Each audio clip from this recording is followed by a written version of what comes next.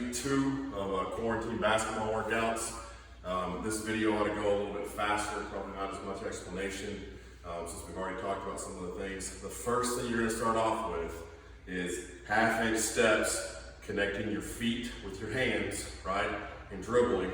And it's going to be this. It's a V dribble through, behind, right?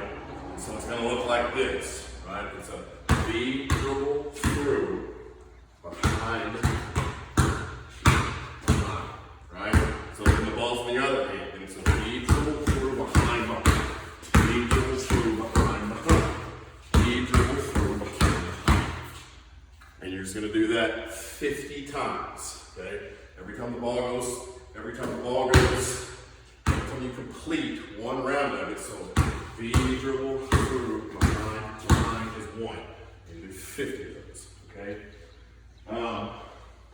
The next thing that we're going to talk about is your basic footwork from some of these moves into a shot, right? So we did a bunch of stuff with the drop last week, where your feet, if you're looking at this thing, your feet split, get into a drop, you pocket the ball, and you go, okay? And so today we're going to work on going one hard dribble into a shot footwork. And you're not going to actually shoot the ball because you're in your garage, okay, or your living room or wherever, right? So essentially what you're going to do, if you go in the same side that the ball's on, your footwork's going to look like this. Shot, right? So it's right here.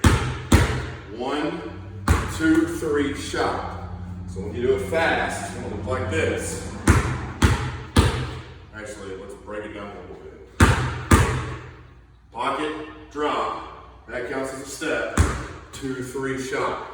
You are going to want to have, a lot of you guys, not all of you, but some of you are going to want to have the tendency to do this. To get here and come into a jump stop and shoot.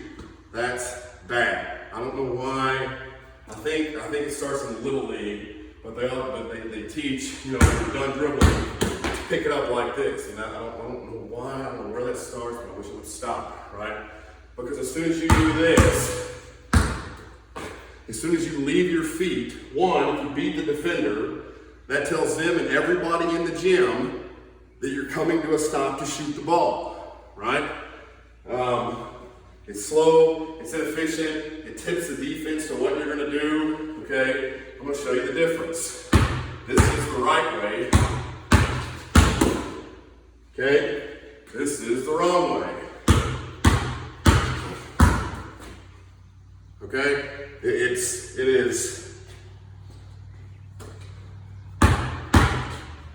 this way, the 1, 2, when you take the steps, you step into the shot. If you go and you do it right, the defender has to turn and they're recovering really hard, right? They're probably going to, if you really beat them, they're going to drop, they're going to have to turn this hip like this to try to run and catch you. Well, as they're doing that, if you just spring up, then they're going that way, you're going up, they're right into your shot. If you hop into it, right, then they know to slow down. A lot of times they can challenge and even block your shot. It's bad, don't do it, right? You're going to do 20 of these with your right hand. It'll be on the paper, but you're going to do some with your right, some with your left. It's just here. Just like that. With your left hand, it's the same thing. Right? Follow the workout. Do the prescribed number for each hand.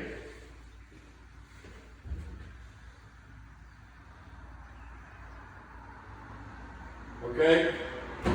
So the next thing we're going to learn a crossover. Alright?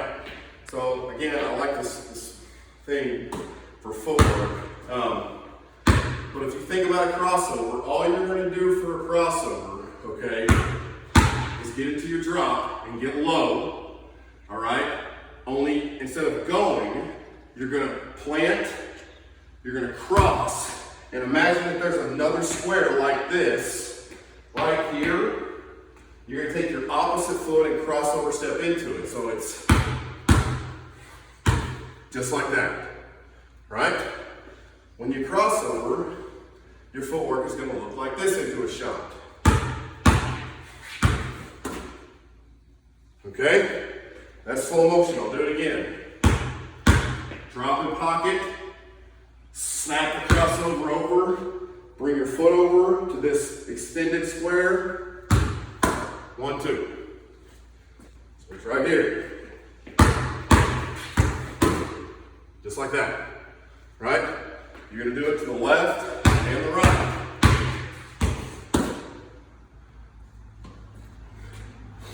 Both ways. Do not do this. That little hop in there tells everybody in the gym, I'm setting up to shoot the ball. You want to go as fast as you can, stop and pop. Okay, you're going to do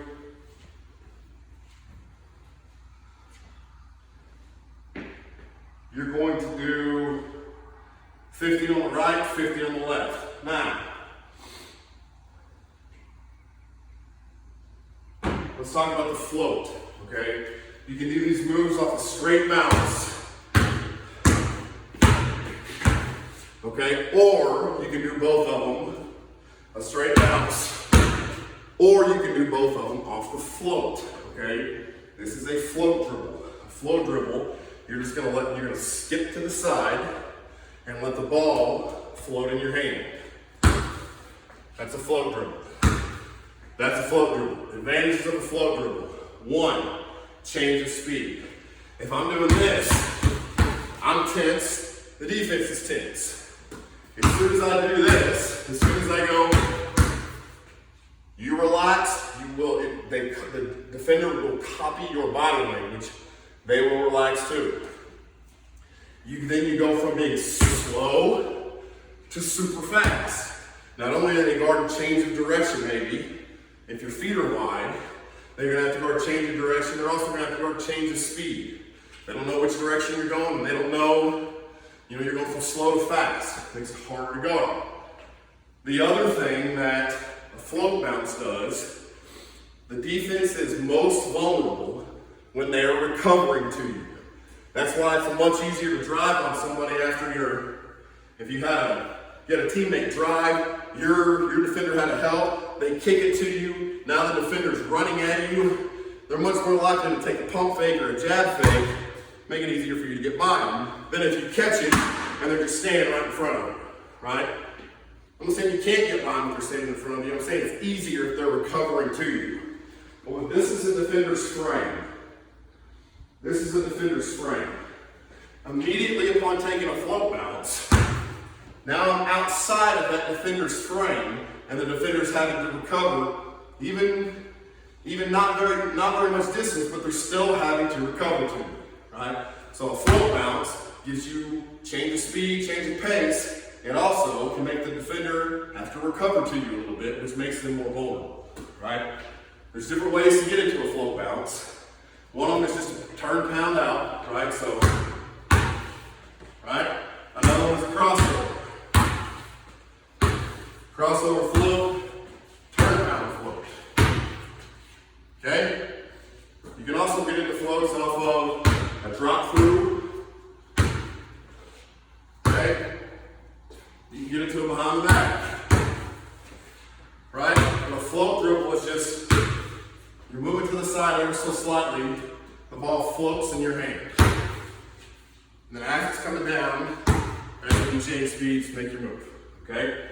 So, we're going to do the same thing, but instead of just going off of a straight move, we're going to float into it, right? We're going to take a float bounce and then go into it. So here's a float, here's a float, here's a float, drop and go, okay? Right? Here's a float off a turn pound, drop and go. Remember, it's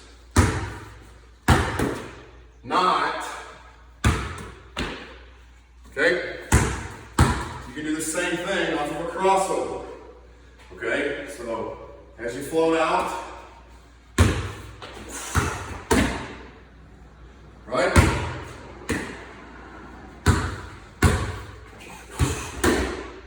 Right off of that, okay? And you guys are gonna work on the footwork for that. The next drill is the next set of footwork is doing those moves off of a float, okay?